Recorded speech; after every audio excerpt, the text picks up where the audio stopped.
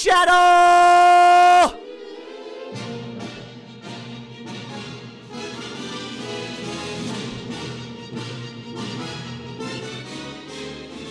It's a Star Wars podcast, baby. My name is Eastside Dave McDonald. Some call me Davey Mac. On this show, they call me the Darth David. I'm the Sith who brings the power, brings the electricity, brings the fight. And I got a lot of help today, ladies and gentlemen.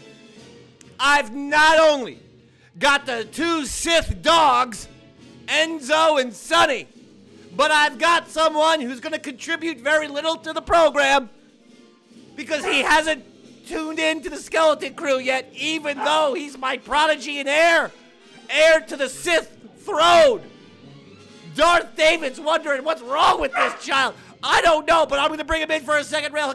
Ladies and gentlemen, put it together. Sith Stanley. Sith Stanley, go ahead. Hello, everyone. Get on camera. Get on camera. There you go. You can see it. Look at that. You're like a guy I used to do the show with, Jedi Jared. Your head is still cut off. Can you see the screen? Just duck. Just crouch. There you go. Hello. Say hello, everyone. Hello, everyone. All right, get out of here. Get out. Get lost. We'll actually come back. Real quick. Have you been watching the Skeleton Crew? Yes or no? I have not. Why?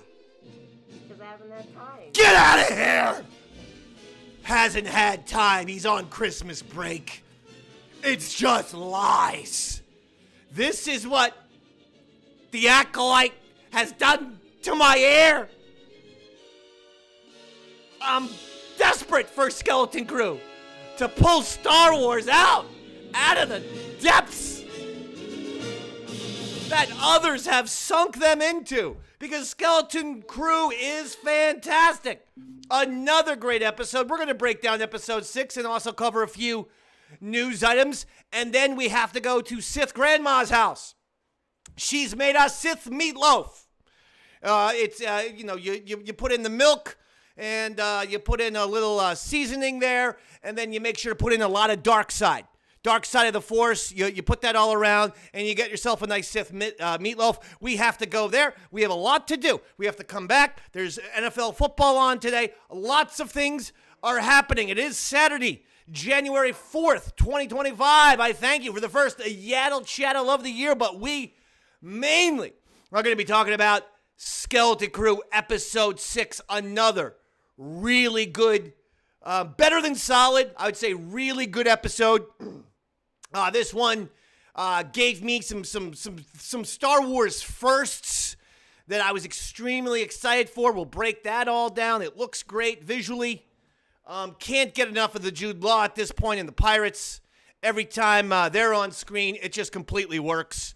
Jude Law has been sensational. So have the children, without question. So have the kids. But Jude Law's been great. SM33 is great. The Pirates are sensational. It's wonderful. Okay, and this was a great episode. We only have 2 left. Oh my goodness, this one went by fast. Crazy to think that next week's episode is the penultimate episode. When I was younger, I used to think penultimate meant the ultimate. It doesn't. It means second to last. Second to last is the penultimate episode. The last episode, you would say, the ultimate episode. That's an SAT verbal word for you, children. And that includes you, Sith Stanley. Penultimate means second to last. It doesn't mean extremely ultimate. You understand, Sith Stanley? Louder. I understand. All right. What are you doing? He's playing Mario Kart over there. Part of me wants to just, actually just get the controller and totally dominate him in Mario Kart and switch this show to me dominating him in Mario Kart. Because, folks, are you aware that I'm one of the greatest Mario Kart players in the world? I'm almost at 12,000 online points at this point, okay? 12,000 online points, ladies and gentlemen. Okay, and I don't do cheat codes, and I don't do any BS. Let's talk Skeleton Crew. My goodness. You want to know how to start a show with action? You start the show with kids going 100 miles an hour down a slide, because that's how episode 5 ended. And now these kids are, and you got a classic, in the 80s it felt like that was popular, to always put people on slides or mines like Indiana Jones Temple of Doom, because it felt like it was the first time they could basically photograph or video a roller coaster. So you'd have all kinds of fun roller coaster type scenes or mine shaft scenes or things like that. No issues with that. I loved it. Very reminiscent of the 80s. All the good stuff. Kids are sliding down. And they make it away from Jude Law. How about that? Sorry, I needed some water. I'm very pumped up for Yaddle Chattle today. You know what it is? I think I wore this sweatshirt. It's fantastic. It's a little thick for Darth David. I am a Sith. I'm pretty sure most of us Siths have at least 25% lava flowing through our veins at this point. We've got 75% blood, dark side blood, 25% lava. So when you wear a thick sweatshirt, you can get a little heated, a little overheated. So pay close attention. I might be fainting for... No, hold on. I'm okay. I was just going to say, if I pass out, someone call 911. Or actually, Sith Stanley, just be prepared to call 911. I might be passing out. And I'm not going to do a wardrobe change right now. Who am I, Freddie Mercury? Every song, every single 5 minutes, I got to go in and come out with a new damn outfit? That's ridiculous. One time, you know who I could also apply that to? Axl Rose, who also looked up to Freddie Mercury. I went to a Guns N' Roses concert right here in the Garden State. Or no, it was Madison Square Garden. I'm in Jersey, went up to the Garden. And Axl, after every 2 songs, would change it to a different New York sports jersey. This is like the year 2003, I believe. So he comes out with the Yankee jersey. He's got the Jeter. Then he puts on the Mets. Then he's got the Knicks. Then he's got the Giants. Then it's the Jets. Then he even did Rangers. New York Rangers. Crazy. I can't be doing that. I started with the classic, beautiful, it's beautiful quality, Star Wars sweatshirt, but it is on the thicker side. I'm just letting you know. Anyway, LB, after they go down that slide, reveals all of a sudden she's not moving. Fern says sometimes her circuits might freeze or this or that. She said, she sometimes can't move because of all the, electronics and the hardware and software, I suppose, in her body. And she said she figures it out, kind of repairs KB really quickly, and then we're on our way. And that's actually an important scene because later on, I was a little confused. We'll get to that later. Then we go to Jod, who emerges from the ship with gold, baby. He's got gold necklaces. He's got gold this. He's looking like Mr. T. It's sensational. He's walking around, the happiest guy on the planet, and then all of a sudden, sorry. And this is where he's still at that spa planet. I'm not sure what the name of that planet is. I'm just going to call it Spa Land. But he's there, and then, here come the pirates. Darn it. The pirates are there. Pocket is back. Kelly McDonald, as we talked about last week, is back. You don't want to see Kelly McDonald. You don't. She's nothing but bad news. So, as a result, we see Jod go off with the pirates. They shoot and subdue SM-33. And then we go back to the kids. The kids see the X-Wings. That's when they realize the X-Wings are good. Would have been helpful, in episode 3 when they were with the little owl lady trying to shoot those X-Wings down, trying to kill all the good guys. But I was thinking about it.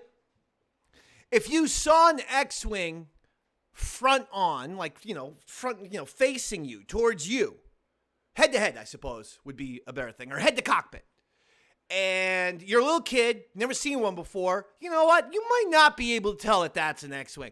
You see it from the side with the silhouette, the way it's probably drawn in a lot of Wim's books. See, it was probably drawn, when you see X-Wing in illustration form, it's usually a side profile.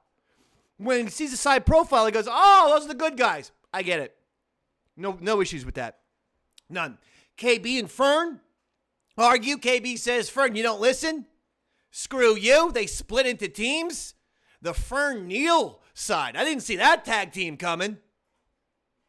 Because that's a straight up heel and babyface right there. Fern's a heel. Neil is the ultimate babyface of the show. This was a crazy one right here. Would it be Mega Powers? Would they all fight? Or would Fern and Neil suddenly fight over Miss Elizabeth?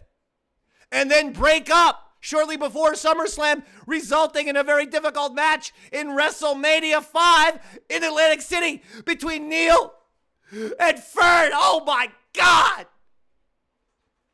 Who knows? As for KB and Wim, I see them both as baby faces. Wim is a mischievous one. Anyway, KB and Fern, they do their thing. Neil, he does this thing with Fern. KB and Wim are off. They meet little trash crabs who can repeat the things that they're saying. Follow, follow, follow. I like these little guys. Kind of freaky. Reminded me of the toys in Toy Story. The first one, I believe. Yeah, that's the first one. Where all the toys. Is that the first one? Or is that the third one?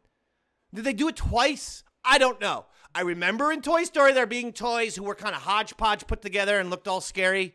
And then it turns out that they were friendly. I got that vibe. I got a little Toy Story vibe from the trash crabs. Like this, and I like the fact that they just called them trash crabs. I mean, that's what Wim called them. And I'm like, that's perfect. Sometimes we get, and don't get me wrong, all the aliens should have their technical names, blah, blah, blah, this and that. Don't get me wrong. But sometimes a nice walrus man just makes you feel good. A trash crab. Yep, I get it. I know what it is. So we got back to Brutus and Jude Law, and Brutus sentences Jude Law to death. He's surrounded by the rest of the pirate crew. He says, "You are going to die, sir." All of a sudden, they say, "Hold on, equal time." He gets a chance to be heard. He gets his final appeal, or whatever they called it, last appeal. And they have a cool little hourglass, but it's got blue plasma in it. I like that effect. Very Star Wars-y. Very good. Jude Law then gives a fantastic speech about how he's hungry. And he's sick and tired of being hungry, going from galaxy to galaxy like a stray dog, looking for scraps. I got a treasure that will blow your mind away. It sits right there at Aden. They're formerly a republic. Mint. Money, baby. Just follow your buddy Jude Law. Hey, don't get me wrong. Brutus will make a great first mate. But if you want the money, you gotta follow me.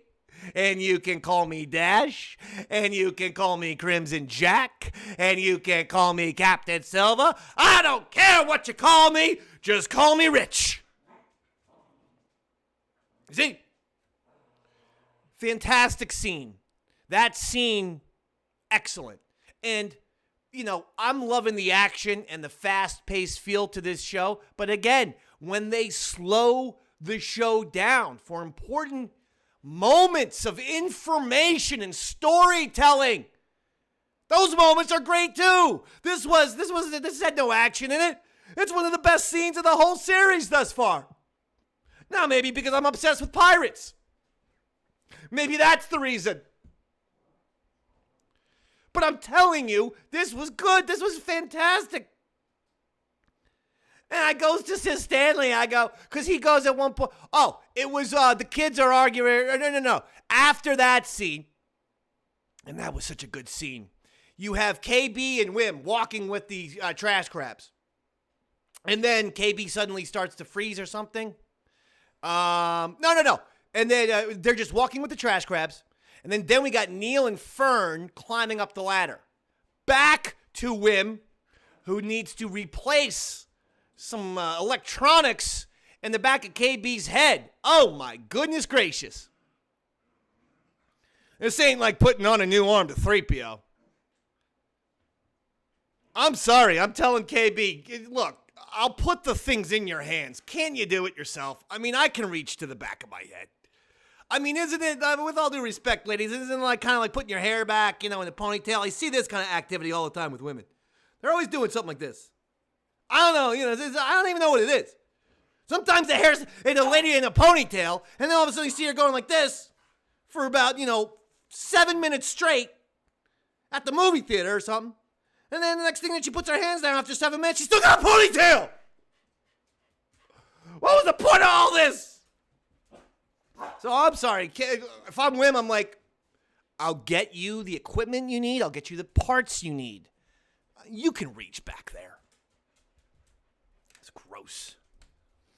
At least they didn't put any blood on it, though. I was thinking, like, they could have put, like, some blood, just a little bit of hints of blood or brain matter on that thing. Then, not only would I not help KB out, I might actually have to destroy her. She would freak me out that much that I'm just going to throw her off a cliff. I'd be like, and then Fern and Neil would be like, what happened to KB? I don't know. Don't look at me. I'm a little kid named Wim. Anyway, Wim does save KB's life. Wim does a great job. That kid is a fantastic actor. I've become firmly on the Wim bandwagon. It's interesting, as this show felt all about Wim, and as the show's gone on, I'm not saying they've forgotten about Wim, but it's really all for the kids. And that's fair. It's the way it should be. But, like in Goonies, since everyone keeps going back to Goonies, it was very Mikey-centric, in my opinion, with the others, providing important supporting roles. But Wimmy's doing everything perfectly. That was a great scene right there.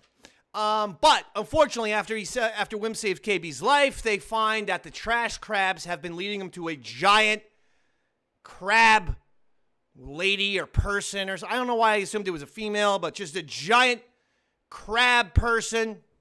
Who is the dog behind me? Look at this, folks. Look at Enzo. Enzo, come here. Look at this. You want to see how good dogs are? That is a good dog right there. I didn't even realize someone was laying right behind me. That's the Enzo component. Now, what happens? Sonny gets jealous. And he comes over. He sees that I'm giving Enzo all the love. Look at this. Maybe I'll just there you go. He's been here the whole time. The whole time. See this, Sonny? This is how good doggies behave. Oh, then he bumps Enzo out of the way to get pets of his own. I've tried to tell him. Rude. Okay? Very rude. Bumping Enzo away just to get your own pets. I got 2 hands, doggies. I got plenty of pets to give around. Sith Stanley, get in here right now.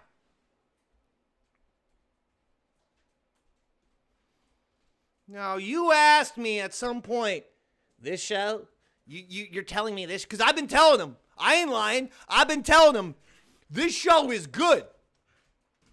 But you came in, come here. You came in when I was watching the show this morning to take notes. Excuse me, we don't bark. We do not bark. Excuse me. That's what Cesar Romero taught me. No, sir. That's fine. Now, why did you say this is the show? Why did you say it like that? Nice and loud. Because it's really loud. Because I feel like when you haven't watched the show, it just looks like 2 kids. All right, get out of here. Get out right now. When you haven't watched the show, it just looks like 2 kids. Yeah, I mean, great analysis. That's because you were watching 2 children. When you haven't watched the show, I feel like you're just watching 2 kids. This is what... Get back in here! I'm not finished.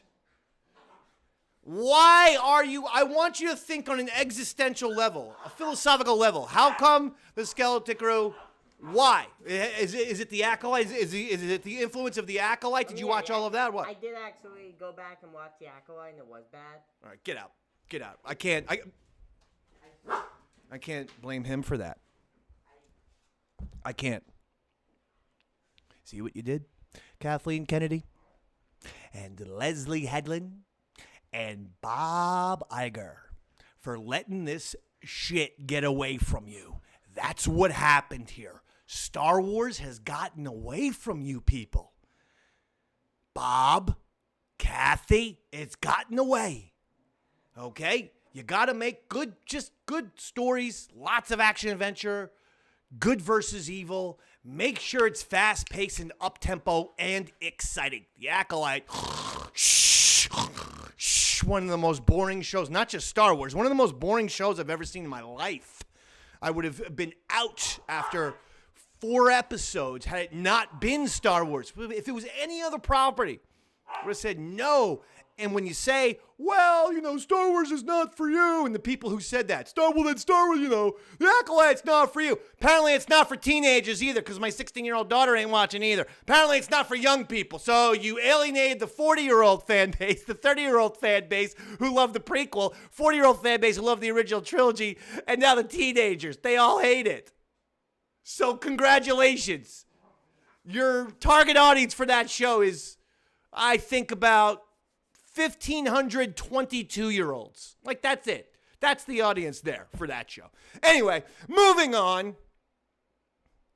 They are able to be saved by the giant trash crab because, boom, here come Fern and Neil to save the day. The kids get saved, or Wim and KB get saved by Neil and Fern. Everybody's happy.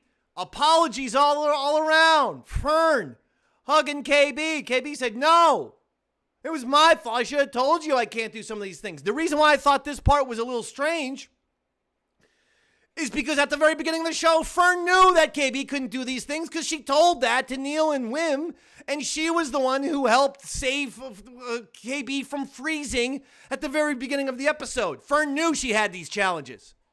So I was a little confused about that, but it's not going to ruin the episode for me. Trust me. That's, again, quibbles. Quibbles are just that. It's just a quibble. Overall, it's about the bigger picture. Bigger picture, another great episode. Just as they think they're getting out of there. I don't know if this thing was an even more giant trash crab or what, but then a trash compactor, a trash compactor come to life, another, mega trash crab, but something's eating everything, including it's about to eat their ship. They run into the ship. Fern presses the all-frightening button that they said do not press in episode 2. Don't press this button. Don't press this button. Don't press. She presses it, and it's revealed that the ship was in disguise, that the ship had a whole bunch of armor on it that was real to make it look like it was a different ship. When you push that button, it slips out of there. Beautiful. It was like, it kind of reminded me of one of those those things you used to get in school.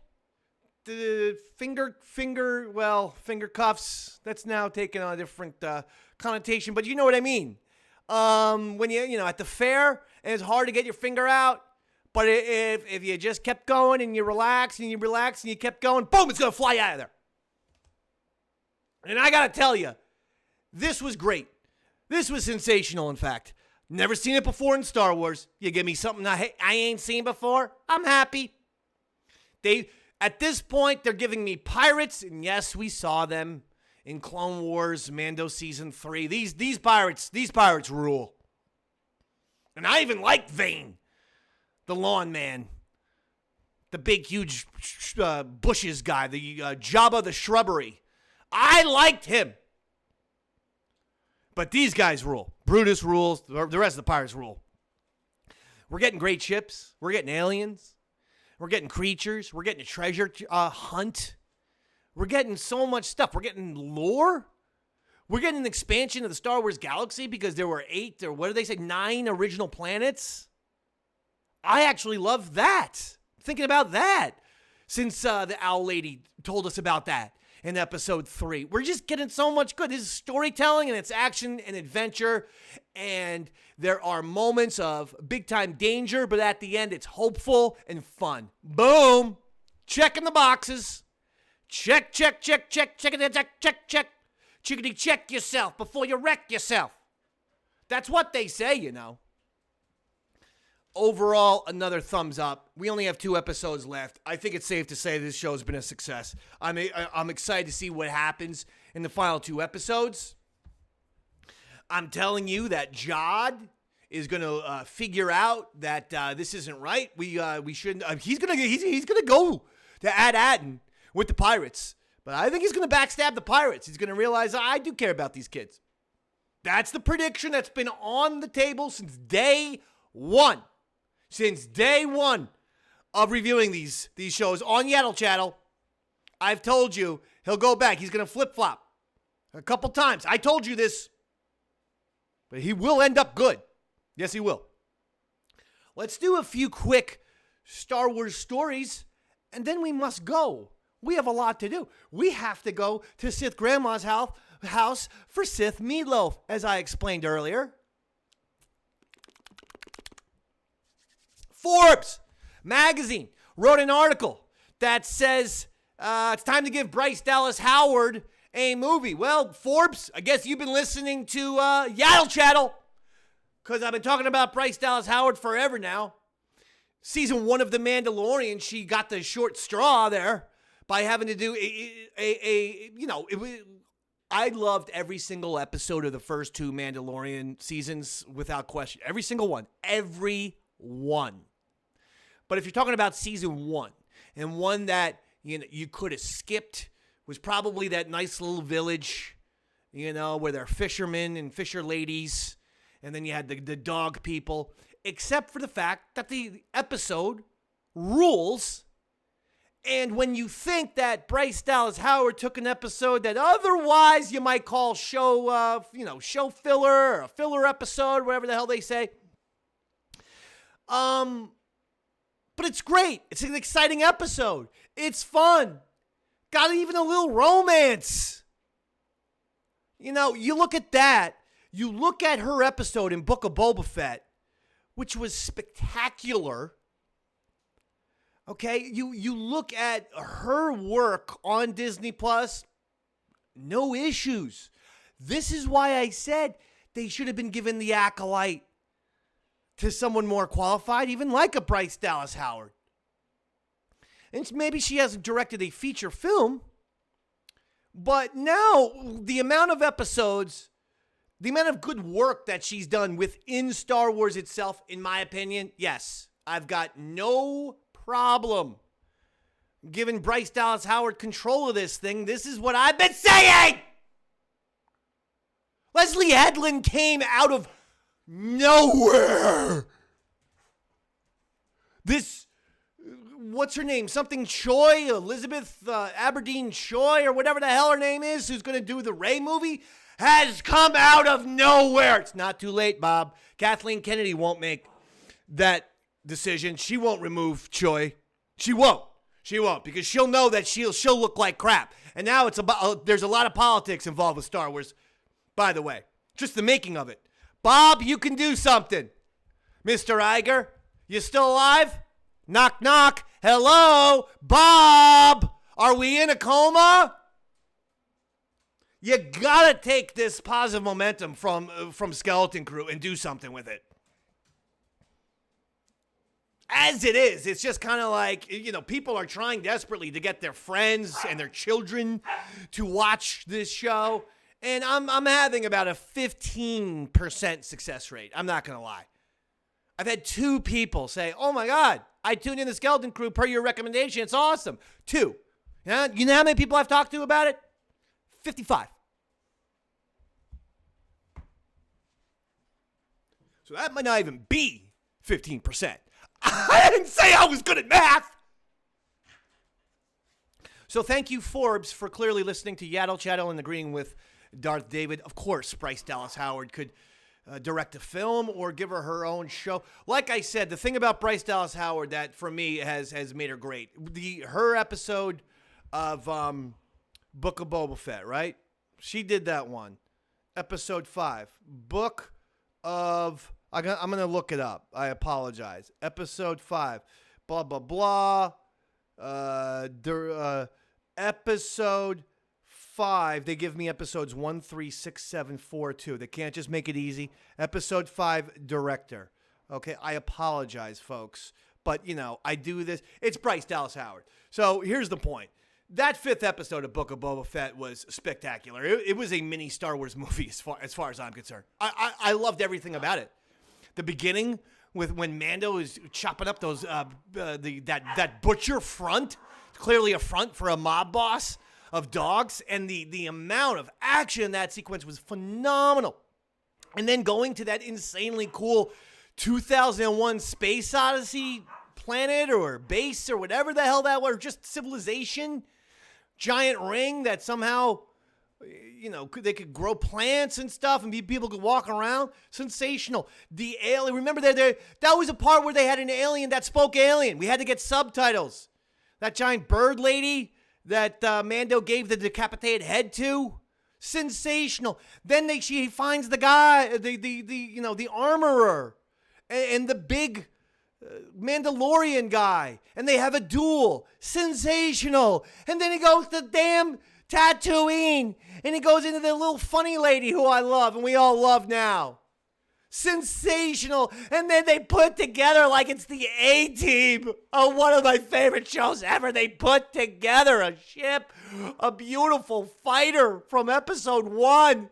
Beautiful. He takes it out and he goes through the same course as the pod race from episode 1. Don't tell me it's not beautiful. If you ain't crying by then, you're dead inside. That's all Bryce Dallas Howard. The thing about Bryce Dallas Howard is she does the big cinematic moments beautifully, like showcasing that gigantic planet or that fighter going through the canyon there, Beggar's Canyon, in Tatooine. Then she does the small moments beautifully. Mandalorian taking the little napkin that's got Grogu's necklace, but the shape looks like Grogu when he's on the plane, or he's on the ship and he's looking at it. He's looking at little Grogu in the napkin, or the cloth, or whatever the hell it is. It's gorgeous. So yes, Bryce Dallas Howard can get a movie, a show. She knows how to do big moments in Star Wars, but small moments too. And what we're seeing, in my opinion, is the people who are executing this well. Favreau, we're going to put John Watts in it now. A Bryce Dallas Howard directing-wise. And, of course, the Andor people. And that is Tony Gilroy. And that is that they know how to make great action sequences, but in the lulls between action, it's all about telling good story. Something needs to be done, whether it's actually plot or it's character. You must give us some good stuff in between the action scenes. You must have lore and myth making and storytelling. All the best people do it. The people who haven't succeeded have not. Like Leslie Headland. Failed at that miserably. That's story number 1. Story number 2, AV Club says Star Wars is successfully showing disability representation with KB. I didn't even think of that. Sometimes I think that we shouldn't go into so many labels because, I wouldn't have seen KB as disabled. That, by the way, that was their words, not mine. I don't know. I think that's a politically the correct thing to say, but regardless, blame the AV Club showing disability representation. I wasn't thinking disabled with KB. I was thinking bright young lady and possibly Lobot's niece. But I wasn't thinking that. So, again, we always got to label stuff. Not sure that's always good for society. But at least the AV Club article was congratulate Star Wars. We're saying good job by Star Wars. I don't think we should get focused on things like that. I think we should just get focused on great stories. But nevertheless, that was a little story that the AV Club did. Next quick story. Jake Lloyd, you know him, Anakin, 35 years old, just did a quick little interview where he says he's feeling great mentally. He's feeling really the best he's felt in years, and believes things are. I believe he's going to be on the right path. I couldn't be more excited for him. I thought he was fantastic, and he's a Star Wars icon. So that makes me feel good. Finally, 20th anniversary of Revenge of the Sith. Now that it hits 2025, can you believe that?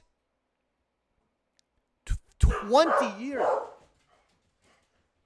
Why the barking? No reason for it. Or maybe they're excited as well. So I'm going to be watching Revenge of the Sith significantly this year. I've penciled in 5 rewatches of Revenge of the Sith beginning in January. Then I will alternate each month. Hell, maybe I'll do 6 now that I'm realizing there's 12 months in the year. And if I'm alternating, then I can. So I think that, I'll be watching it. Where does Revenge of the Sith rank? One of the greatest Star Wars movies of all time. That's where it ranks. So it's a Mount Rushmore Star Wars movie. And if that means that you got to do the original trilogy and then Revenge of the Sith, got no issues with that. If that means you want to be selective, maybe do a little Star Wars, Empire, Rogue One, Revenge of the Sith, no issues. Some people like the Empire, Return of the Jedi, Force Awakens, Revenge of the Sith. No argument. Look, the bottom line is you can't make a Mount Rushmore without Revenge of the Sith. You need to show a little speaking of representation, AV Club, you need to show some damn prequel representation on that Mount Rushmore. Revenge of the Sith is the best one, but it's also just a great Star Wars movie, or just movie in general. It really works. It's fantastic. And I'll do it. Sith Stanley, please come here now. Because I've got a surprise for you, Sith Stanley, that you're never going to see coming. Okay? Hello. Hi, Sonny. Hi. Hello, Sonny. Enzo, watch out for Sonny. Enzo's the good one. I'm just kidding. They're both good boys. Sith Stanley, will you ever get... I says no barking, please.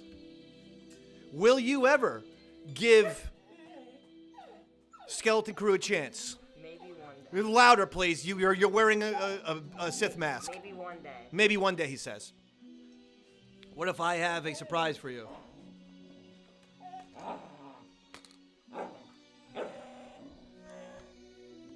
I got this, ladies and gentlemen, at Christmas Secret Santa. It's the Chewie mask.